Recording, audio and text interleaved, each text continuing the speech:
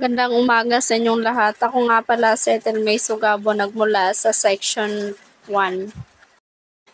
Ang pag-aaral ng kasaysayan ng panitikan noong panahon ng mga Espanyol ay may malalim na kahalagahan sa pag-unawa sa kultura at lipunan ng Pilipinas. Narito ang ilang mahalagang puntos kung bakit mahalaga itong matutunan. Una, pag-unlad ng kultura.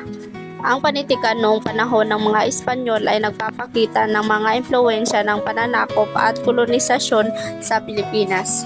Ito ay naglalarawan ng mga pangyayari, karanasan at kultura ng mga Pilipino sa ilalim ng pananakop ng Espanyol. Pagbabago ng wika.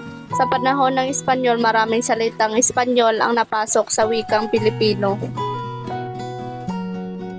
Pag-aaral ng panitikan noong panahon na ito ay nagpapakita kung paano na-impluwensyahan ng wikang Espanyol ang ating sariling wika.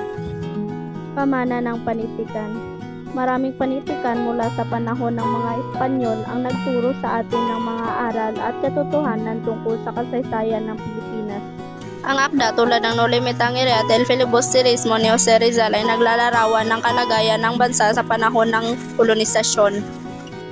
Pagpapahalaga ng identidad. Ang mga panitikan mula sa panahon ng mga Espanyol ay nagpapalalim sa ating pagka-Pilipino. Ito ay nagbibigay sa atin ng pagkakakilanlan at pag-unawa sa ating pinagmulan na nagbibigay sa atin ng pagpapahalaga sa ating kasaysayan at kultura.